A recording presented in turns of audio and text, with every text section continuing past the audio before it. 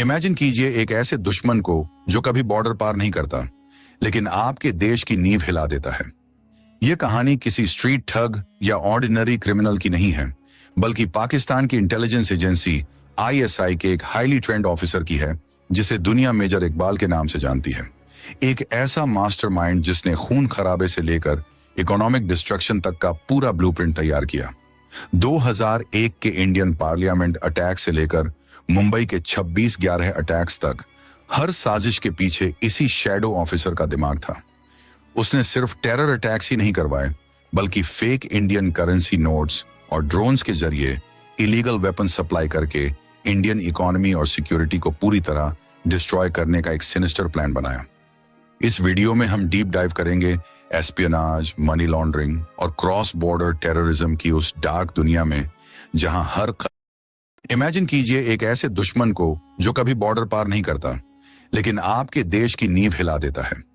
यह कहानी किसी स्ट्रीट ठग या ऑर्डिनरी क्रिमिनल की नहीं है, बल्कि पाकिस्तान की इंटेलिजेंस एजेंसी आईएसआई के एक हाईली ट्रेंड ऑफिसर की है, जिसे दुनिया मेजर इकबाल के नाम से जानती है। एक ऐसा मास्टरमाइंड जिसने खून खराबे से लेकर इकोनॉमिक डिस्ट्रक्शन तक का पूरा ब्लूप्रिंट तैयार किया। 2001 के इंडियन पार्लियामेंट अटैक से लेकर मुंबई के 26/11 अटैक्स तक हर साजिश के पीछे इसी शैडो ऑफिसर का दिमाग था। उसने सिर्फ टेरर अटैक्स ही नहीं करवाए, बल्कि फेक इंडियन करेंसी नोट्स और ड्रोन्स के जरिए इलीगल वेपन सप्लाई करके इंडियन इकोनॉमी और सिक्योरिटी को पूरी तरह डिस्ट्रॉय करने का एक सिनिस्टर प्लान बनाया। इस वीडियो में हम डीप डाइव करेंगे एस्पियोनाज, मनी लॉन्ड्रिंग और क्रॉस बॉर्डर टेररिज्म की उस डार्क दुनिया में जहां हर कदम पर धोखा और सस्पेंस है। इस वीडियो को स्किप मत कीजिएगा, क्योंकि सच्चाई किसी भी फिक्शन से ज्यादा भयानक होती है।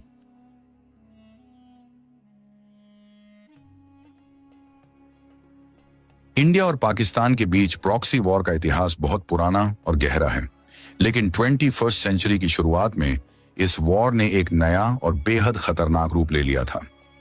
13 दिसंबर 2001 का दिन इंडियन हिस्ट्री में एक काले दिन की तरह याद किया जाता है। इस दिन इंडियन पार्लियामेंट पर एक ब्रूटल अटैक हुआ, जिसने पूरे रीजन को एक फुल स्केल वॉर के ब्रिंक पर ला खड़ा किया था। इस अटैक को एग्जीक्यूट करने वाले टेररिस्ट जैश-ए-मोहम्मद और लश्कर के थे, लेकिन इन्वेस्टिगेशंस और इंटेलिजेंस रिपोर्ट्स ने क्लियर कर दिया था कि इस ऑपरेशन के पीछे डायरेक्ट गाइडेंस और प्लानिंग पाकिस्तान की इंटर सर्विसेज इंटेलिजेंस यानी आईएसआई की थी। एक्सपर्ट्स और जियोपॉलिटिकल एनालिस्ट्स का मानना है कि पार्लियामेंट अटैक कोई आइसोलेटेड इंसिडेंट नहीं था। यह एक सोची समझी स्ट्रेटेजी थी, जिसका मेन पर्पस इंडिया को प्रोवोक करना था, ताकि इंडिया रिटेलिएट करे और मिलिट्री स्टैंड ऑफ की सिचुएशन क्रिएट हो। इस टेंस सिचुएशन का सबसे बड़ा फायदा अल कायदा को मिला। जब इंडियन और पाकिस्तानी आर्मीज बॉर्डर पर आमने सामने खड़ी थी, तब उस केओस का फायदा उठाकर अल कायदा के टॉप लीडर्स को अफगानिस्तान से निकालकर पाकिस्तान के ट्राइबल एरियाज में सेफ पैसेज दिया गया। यह एक क्लासिक इंटेलिजेंस डाइवर्जन टैक्टिक थी। भारत के पूर्व ऑफिशियल्स ने भी अपनी मेमोइर्स में जैश-ए-मोहम्मद और आईएसआई के इस डेडली नेक्सस को कन्विंसिंगली डॉक्यूमेंट किया है, और यहां तक कि आईएसआई के एक फॉर्मर हेड ने भी बाद में एडमिट किया कि जैश-ए-मोहम्मद इस अटैक के लिए रिस्पॉन्सिबल था। यहीं से टेररिज्म का एक नया फेज शुरू होता है। आईएसआई ने रियलाइज किया कि इंडिया को ओपनली चैलेंज करना सुइसाइडल हो सकता है, इसलिए उन्होंने एसिमेट्रिक वॉरफेयर और प्लॉजिबल डिनायबिलिटी का रास्ता चुना। प्लॉजिबल डिनायबिलिटी का मतलब है कि ऑपरेशंस ऐसे प्लान किए जाएं कि अगर एजेंट पकड़ा भी जाए तो स्टेट स्पॉन्सरशिप का कोई डायरेक्ट लिंक प्रूव ना हो सके। इसी स्ट्रेटजी को इंप्लीमेंट करने के लिए आईएसआई के अंदर एक बेहद सीक्रेटिव और स्पेशलाइज्ड सेल काम कर रहा था।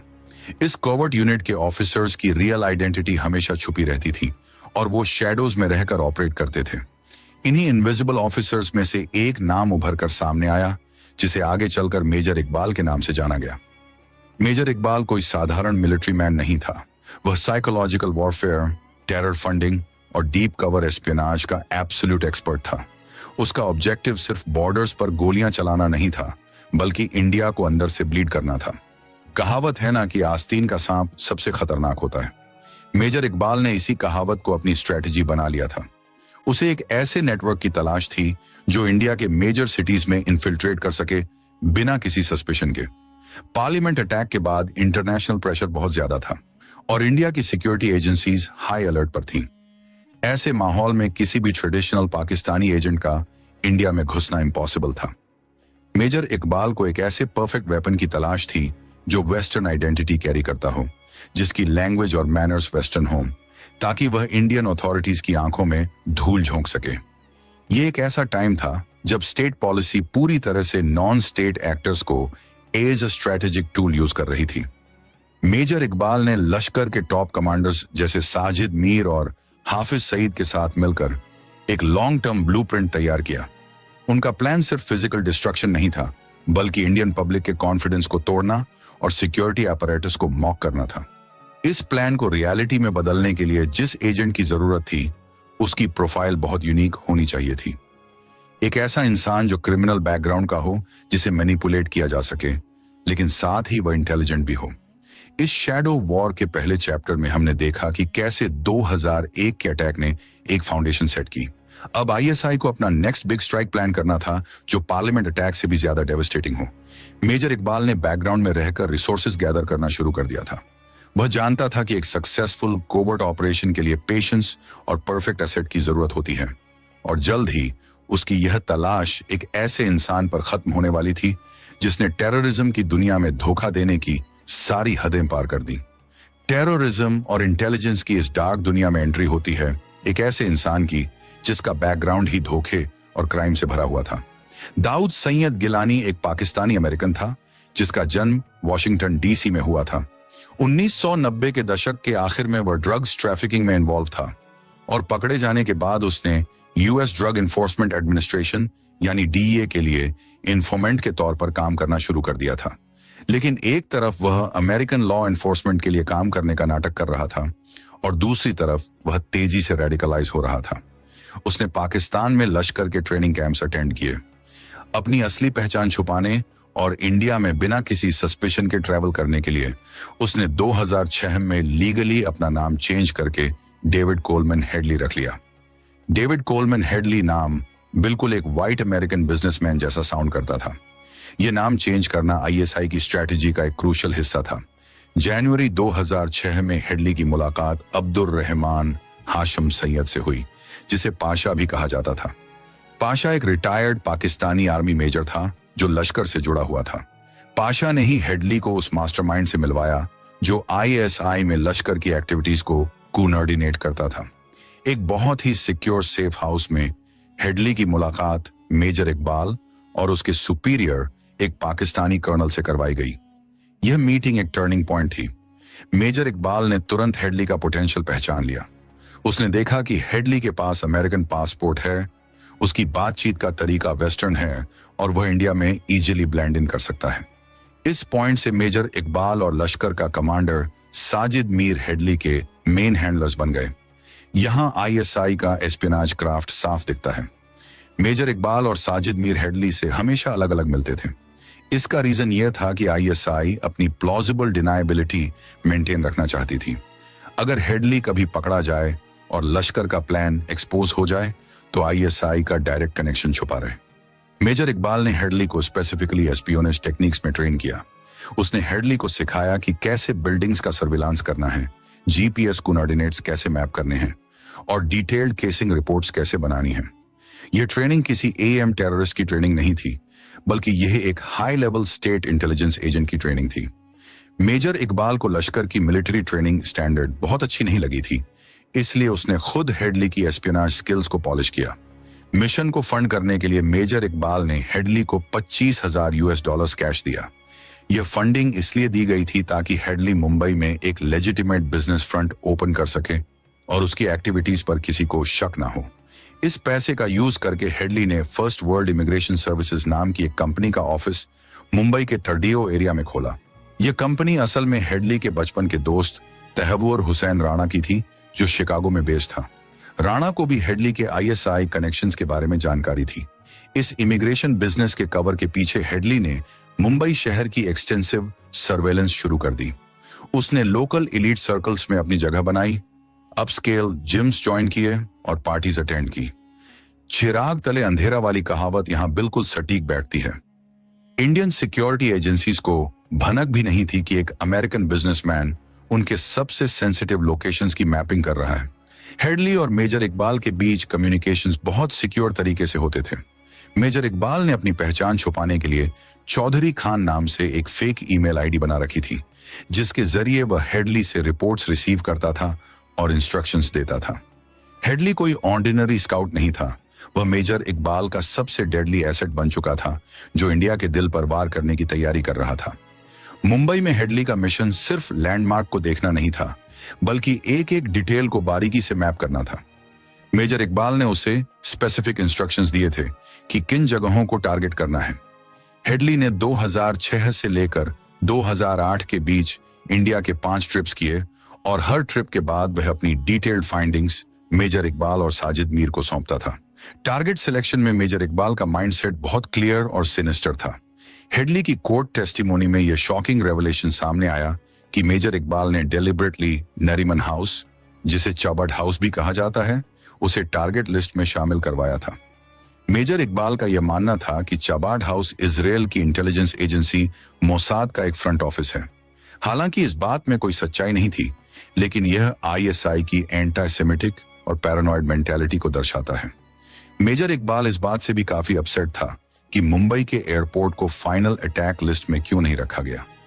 हेडली ने Taj Mahal palace hotel, Oberoi Trident, leopard cafe, CST railway station और कामा हॉस्पिटल की एक्सटेंसिव वीडियोग्राफी और जीपीएस मैपिंग की।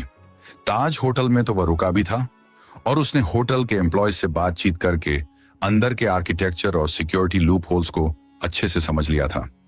हेडली की दी गई इंफॉर्मेशन इतनी प्रिसिस थी कि आईएसआई और लश्कर ने अटैकर्स के लिए ताज होटल का एक फिजिकल मॉडल बनवाया।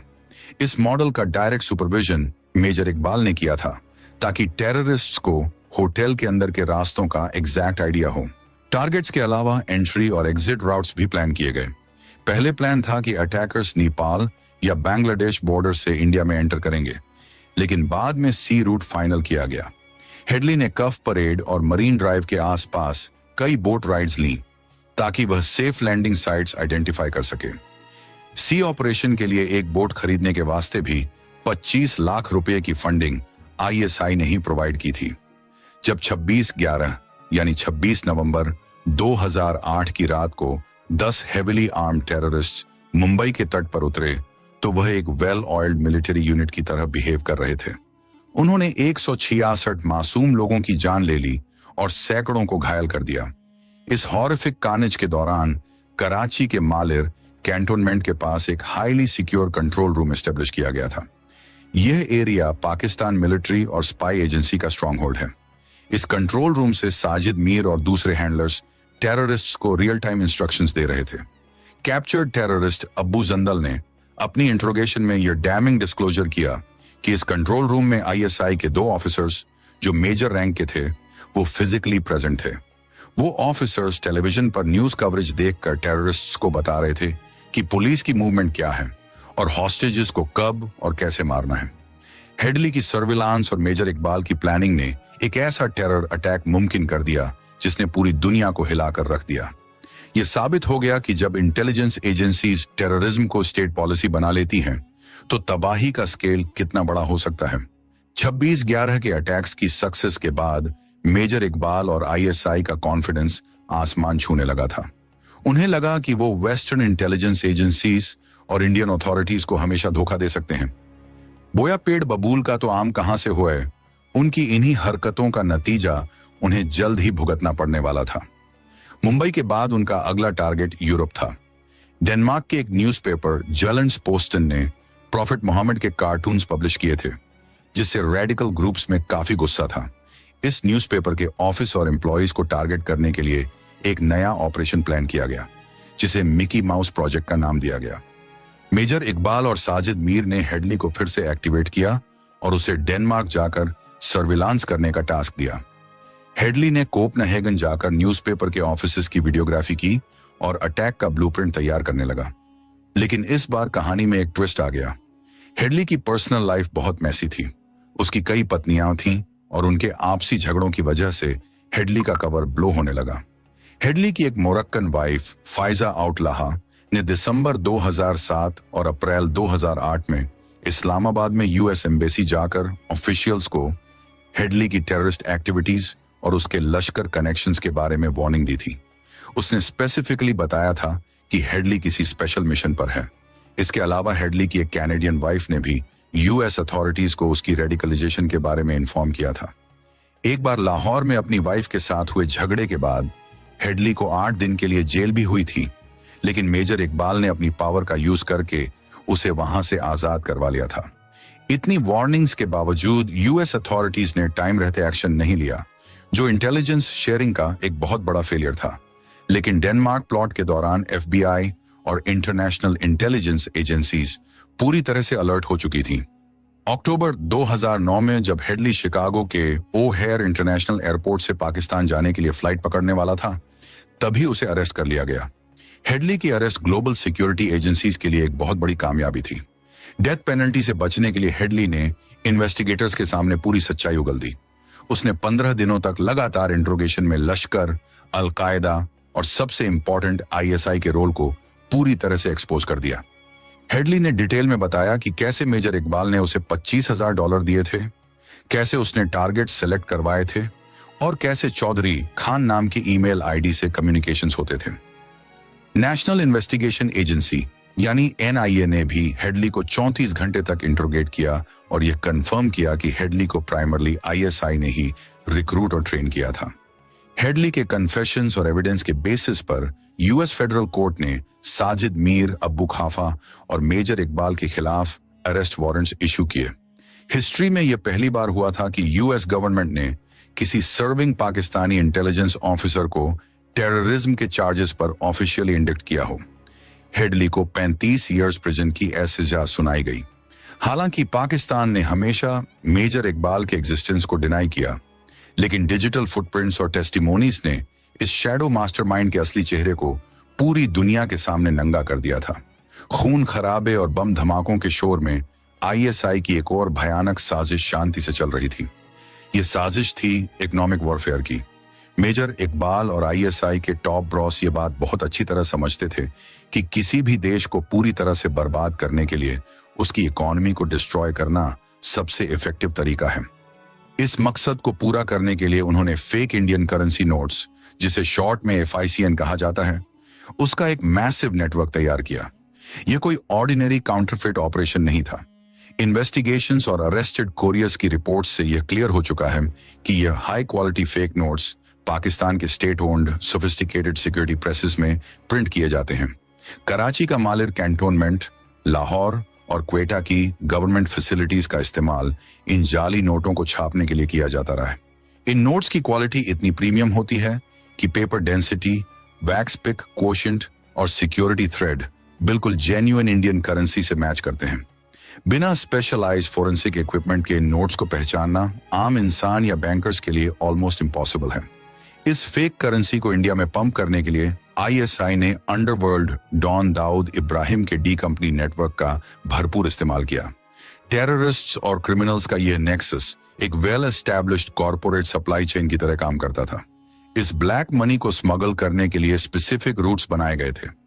नेपाल का ओपन बॉर्डर इस ऑपरेशन का सबसे बड़ा ट्रांजिट पॉइंट था। पाकिस्तान इंटरनेशनल एयरलाइंस की फ्लाइट्स के जरिए फेक करेंसी के बड़े कंसाइनमेंट्स काठमांडू लाए जाते थे और वहां से एजेंट्स के जरिए इंडिया में पुश किए जाते थे। 2009 और 2010 के बीच ही काठमांडू में करोड़ों रुपए के FICN सीज किए गए और कई पाकिस्तानी कुरियर्स अरेस्ट हुए। बांग्लादेश में भी एक पाकिस्तानी डिप्लोमेट को आईएसआई ऑपरेटिव होने और टेरर फाइनेंसिंग में इन्वॉल्व होने के चार्ज में एक्सपेल किया गया था। इस इकोनॉमिक जिहाद का पर्पस सिर्फ इन्फ्लेशन बढ़ाना नहीं था। हेडली ने अपनी टेस्टिमोनी में बताया था कि मेजर इकबाल ने खुद उसे इंडिया में अपने एक्सपेंसेस कवर करने के लिए FICN प्रोवाइड किया था। यानी इसी फेक मनी से टेररिस्ट्स के वेपन्स खरीदे जाते थे, स्लीपर सेल्स को फंड किया जाता था और लोकल ऑपरेटिव्स को पे किया जाता था। एक तरह से पाकिस्तान अपने प्रॉक्सी वॉर की कॉस्ट इंडिया की इकोनॉमी से ही एक्सट्रैक्ट कर रहा था। इंडियन गवर्नमेंट ने इस खतरे को काउंटर करने के लिए कई ड्रास्टिक स्टेप्स लिए। NIA के अंतर्गत terror funding and fake currency cell बनाया गया और अनलॉफुल एक्टिविटीज प्रिवेंशन एक्ट में अमेंडमेंट करके हाई क्वालिटी फेक करेंसी की स्मगलिंग को लीगली एक टेररिस्ट एक्ट डिक्लेयर किया गया। 2016 की डिमोनेटाइजेशन ड्राइव का भी एक मेजर रीजन इसी हाई क्वालिटी फेक करेंसी के नेटवर्क को तोड़ना था। लेकिन क्रिमिनल नेटवर्क्स बहुत रेजिलियंट होते हैं, वो लगातार अपने रूट्स और मेथड्स बदलते रहते हैं।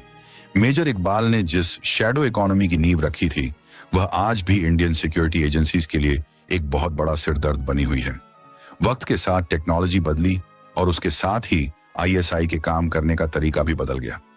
मेजर इकबाल के दौर में टेररिस्ट्स बोट्स और लैंड बॉर्डर्स का इस्तेमाल करते थे, लेकिन आज का टेरर नेटवर्क आसमान से ऑपरेट कर रहा है।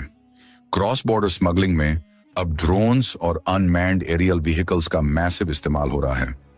यह मॉडर्न वॉरफेयर का वो चेहरा है जहां एनिमी रिमोट कंट्रोल से तबाही फैला रहा है।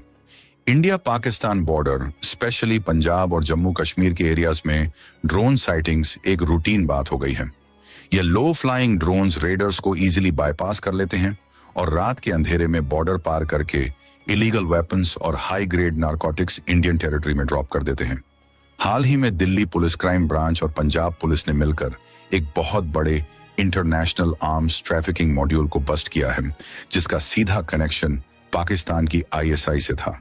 इस मॉड्यूल से जो वेपन्स रिकवर हुए हैं वो सिक्योरिटी एजेंसीज की नींद उड़ाने के लिए काफी हैं।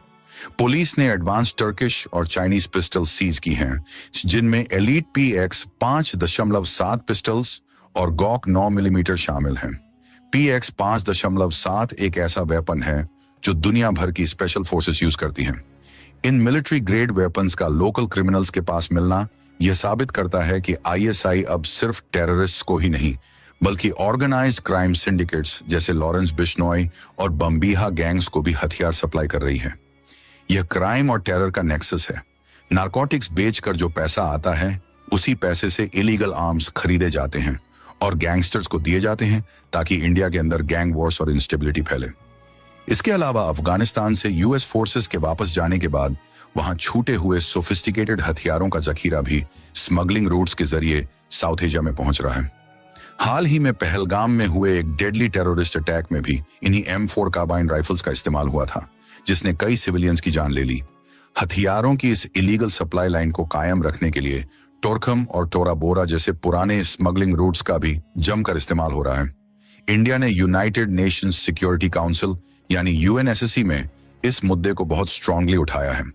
इंडिया की एम्बेसडर ने क्लियर शब्दों में इंटरनेशनल कम्युनिटी को वार्न किया है कि कैसे स्टेट स्पॉन्सर्ड एक्टर्स ड्रोन्स का इस्तेमाल करके इलिसिट वेपन्स की सप्लाई कर रहे हैं और ग्लोबल सिक्योरिटी को थ्रेटन कर रहे हैं। नेशनल इन्वेस्टिगेशन एजेंसी लगातार रेड्स कर रही है और इंटरनेशनल जुडिशियल असिस्टेंस सीक कर रही है ताकि इन हथियारों की सप्लाई चेन के एंड यूजर्स और हैंडलर्स को ट्रेस किया जा सके। मेजर इकबाल जैसे हैंडलर्स ने जिस टेरर इंफ्रास्ट्रक्चर की शुरुआत की थी, वो आज ड्रोन्स, ड्रग कार्टेल्स और लोकल गैंगस्टर्स के साथ मिलकर एक मल्टी डिमेंशनल थ्रेट बन चुका है। पीठ में छुरा घोंपने की यह पाकिस्तानी फितरत अब टेक्नोलॉजी का सहारा ले रही है। मेजर इकबाल की कहानी हमें यह सिखाती है कि टेररिज्म सिर्फ एक बंदूक पकड़े हुए इंसान तक सीमित नहीं है। इसके पीछे well dressed intelligence officers, fake currency के कॉर्पोरेट नेटवर्क्स और स्टेट स्पॉन्सरशिप की पूरी ताकत छुपी होती है। डेविड हेडली जैसे डबल एजेंट्स और डी कंपनी जैसे क्राइम सिंडिकेट्स सिर्फ मोहरे हैं। असली मास्टरमाइंड वो इनविजिबल फोर्सेस हैं जो बॉर्डर्स के पार बैठकर यह खूनी खेल खेलते हैं। इंडियन सिक्योरिटी फोर्सेस और इंटेलिजेंस एजेंसीज दिन रात इस शैडो वॉर को लड़ रही हैं, लेकिन जब तक स्टेट स्पॉन्सर्ड टेररिज्म को इंटरनेशनल लेवल पर पूरी तरह से खत्म नहीं किया जाता, ये लड़ाई ऐसे ही नए नए रूपों में हमारे सामने